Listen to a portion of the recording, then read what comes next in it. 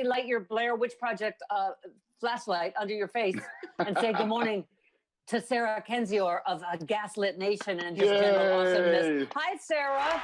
Hi. How are you? I've missed you so. I've missed you too. From the first time I saw you on television and fell in love with you, and I was like, that lady is the only one at the correct level of alarm. Unfortunately. I think I saw you on Joy Reid screaming, this isn't an administration, it's a transnational crime syndicate, and they need to be imprisoned immediately. And I was like, yeah, I love her. Unfortunately, it was and remains, but it is now one in exile. So thumbs up. Oh my God. Congratulations. You one of the leaders of the resistance. But, you know, Andrea, you've been talking about authoritarianism and, you know, he's going to attempt a coup, and you've been right about everything, sadly, not like you wanted to be, right? Oh God, no. The entire time I've been hoping I was wrong. And I was wrong on a couple of things. I mean, he didn't go to war with Iran. Very glad about that. The rest of it largely came true. And that's extremely tragic and horrible for our country. You know, and I hope moving forward, people are more vigilant and they have learned lessons from this. And, you know, everybody got a crash course in civics with the emphasis on crash. And, you know, we'll be able to rebuild in a more profound way moving forward. Yeah, but Sarah, you also have mirrored my level of alarm over the inauguration. You've said over and over on Twitter, the inauguration should be held in a secure location and aired online and on television. It should not be a public event on a national landmark. I mean, given the pandemic and that we just had an attempted coup and a violent insurrection, I'm like, and everything is virtual anyway today because of the pandemic, the DNC, like, why? Why are we taking this chance today? I'm still so nervous. Are you? I'm extremely nervous. You know, I'm having flashbacks to when I was a kid and my teachers told me I was about to watch an exciting astronaut adventure. And then I watched the Challenger explode. Yeah. And, you know, it's that kind of vibe. Oh, no. That's you know, what I'm really. What? That's what formed. Now I see what formed Sarah Kendzior. I think my whole generation was formed by that event. I'm with you there, Sarah. And so, you know, obviously I don't want anything to happen. That's why I've been very adamant about, you know, it's better to play it safe than sorry. And, you know, the Biden team has taken pains to try to suss out bad actors and to try to make things safe. But as they've been doing that, they have found numerous bad actors within the National Guard. We know there were bad actors within the Capitol Police. We know that there are quiet long-term plots. I mean, one of the mistakes people make about Trump is thinking he's incompetent or that he can't pull off you know, a plan, or that he'll always blurt it out. People did not fully realize what was happening with the attack on the Capitol. They knew there was going to be one because the participants announced that. But I think that a lot of the spectacle of it, you know, the QAnon shaman and so forth, was meant to hide the really frightening stuff, the bombs, the people there, you know, who sought out to murder representatives of our Congress. Like, that is extremely frightening stuff. And it just shows there is no bottom and that anything is possible. So I do wish they had made this a virtual event, just like the Democratic National Convention. That was virtual. Everyone liked it. Worked out great. So fingers crossed, but I am worried. Well, no, I said this, Sarah, I don't know what movie analogy you want, like, you know, the Manchurian Candidate or something, but you're like, oh, I see. So the Secret Service has to also protect him against possibly our National Guard and rogue actors that have still infiltrated. You know? And against the Secret Service. Like, one of them went on to go be a Trump advisor for a little while. Like, that's not great for Joe Biden. So, you know. No, you know, Sarah, you're right. There's that story as well, that they had some concern about pro-Trumpers in the Secret Service. So, I mean, it's just, it's all nerve-wracking, isn't it? Yeah. And I think if there were more time, you know, because we know that Trump was obstructionist. He was refusing to let Biden proceed with the transition. He was blocking him. And that created a very narrow window for the Biden team to be prepared for these kind of threats. I think if they had more time, they'd be able to find, you know, all bad actors, people with ties to militia groups and so forth. But they don't. I mean, it's going to start in like an hour. And so I'm Yeah. hoping everything's Well, good. that's why I booked you now, because they still have time to listen to you. Yes. And you've been right about everything. I'm just saying there's 45 minutes to listen to They- Sarah Kendzior, who's they been could right make about it everything. virtual. I think, you know, you could pull off I mean- anything. That's the lesson of the Trump years. But Sarah, it's, you know, we're going to find, and I think already have, that there are members of Congress that were involved in this. I mean, Oh, it's yeah. just, we're not crazy. This isn't a conspiracy theory, right? No, There are it's a members of Congress that conspiracy. gave reconnaissance tours of the Capitol to these insurrectionists. Yeah, absolutely. It's a flat out conspiracy against the United States by members of the United States Congress, abetted by foreign actors, abetted by domestic terrorists, but they were directly involved. They attacked our own country. I mean, there's no more severe offense. And one of the people who encouraged it is my Senator, Josh Hawley, who I think should be removed immediately, along with Oh all my of the God. other Republicans who plotted this, Mo Brooks and the rest of those congressmen. They're traitors. And by the way, he continued being a traitor yesterday, Sarah. And he's going to block the head of the Department of Homeland Security, which we desperately need more than anybody right now. And of course, because of over building this stupid wall or whatever he's saying, that, you know, that is not our threat. As we've just found out, and you and others have been saying for years, white supremacist, right-wing lunatics are our number one threat in America, right?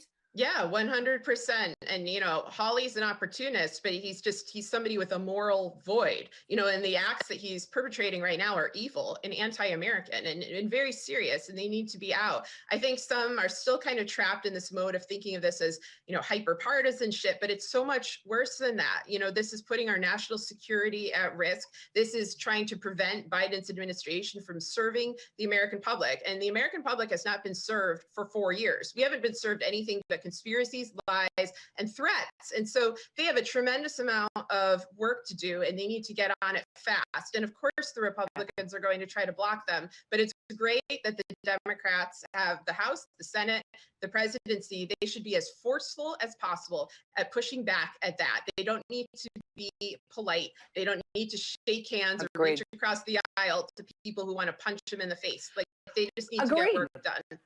Sarah, it's agreed, because they're so craven. You wouldn't put it past them to be hoping there's an attack on Joe Biden's watch where they can go, oh, and then, you know, they won't even take any responsibility that they didn't confirm, you know, a Homeland Security director. They'll just go, oh, well, look what happened on Joe Biden's watch already. I mean, I forgot Josh Hawley is your senator.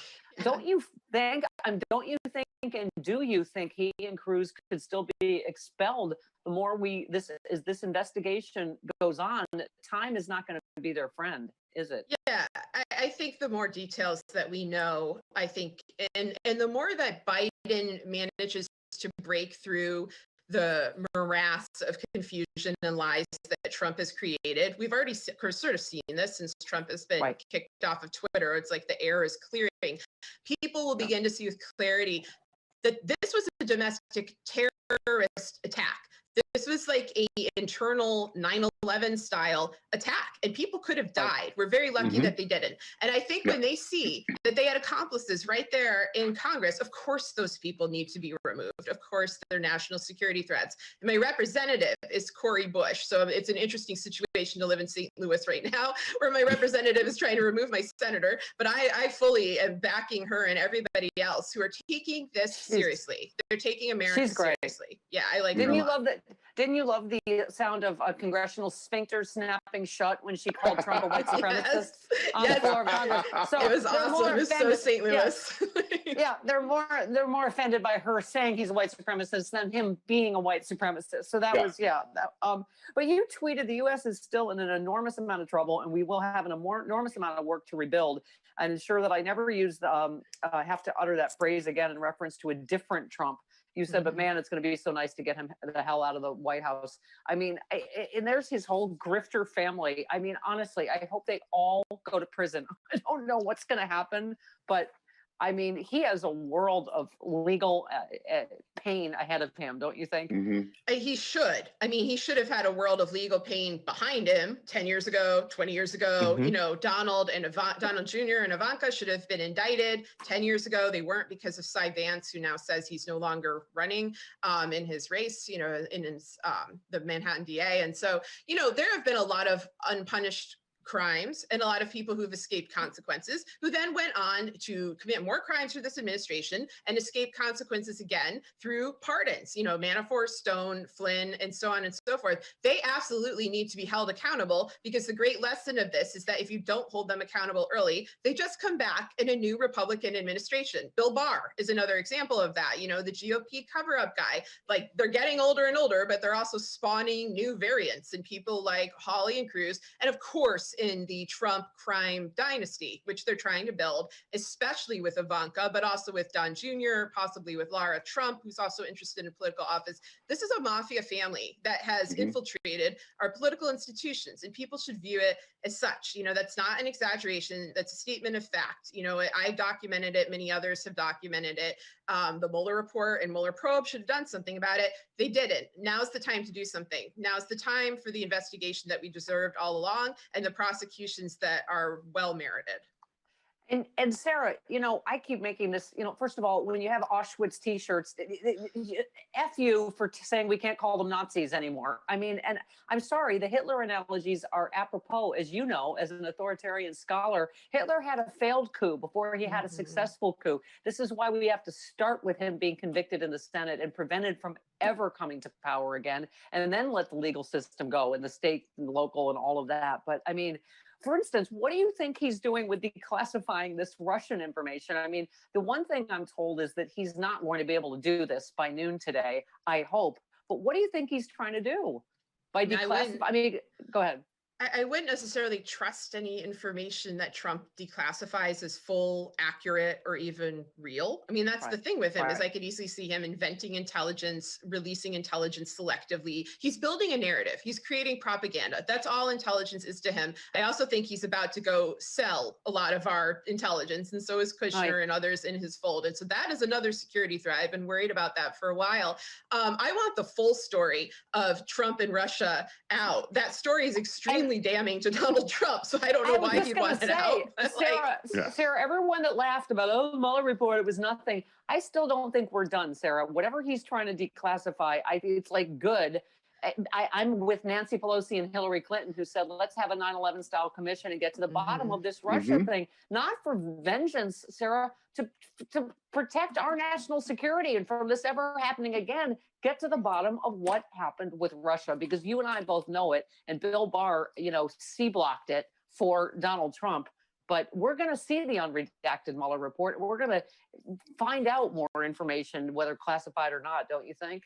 Yes, and it's the Russian mafia. It's Semyon Mogilevich and, you know, his Russian mafia operation, which is connected to the Kremlin and to other foreign governments. And Trump and his cohort have been embedded in it for decades, and it's infiltrated our institutions. Robert Mueller warned about it in 2011. No one did anything. It's like the great untouched subject. People don't even like it when I say that name. And I get that, because he's the head of the Russian mafia. So like, it is genuinely frightening. And I think it's frightened a lot of our representatives and officials into silence. But the time of silence needs to end. Silence just leads to complicity and violence and great harm on Americans. And as frightening as this threat is, we need to take it on. But I don't think it's mysterious. And if Trump declassifies the Russia stuff, I feel like all it's going to show is like, wow, Obama didn't do a great enough job of catching me, the great criminal, the criminal of all criminals. Like, I don't know how that makes him look good. You know what I mean? And he might be trying to make the Obama administration look incompetent, but he's the criminal, and they're just like, they didn't fast enough. I know.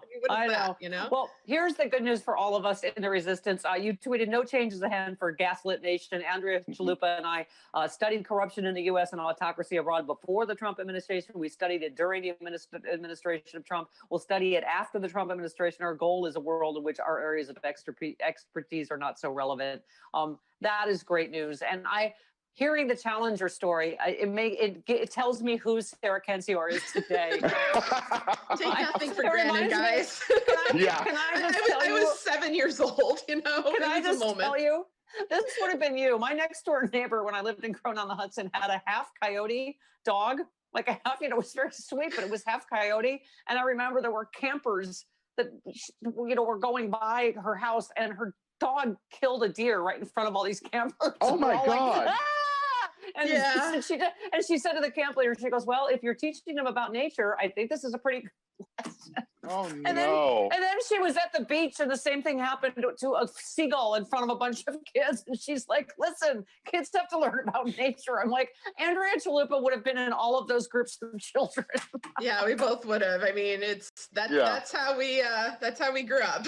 So, and now we've seen the consequences of it, and it's as awful as it is to see these things, and you obviously don't want them to happen. Prevention is the best cure in many cases. Yep. Absolutely. I hope you'll come visit us often, Sarah, and congratulations. We made it to the promised land, Yes. only another hour and a half.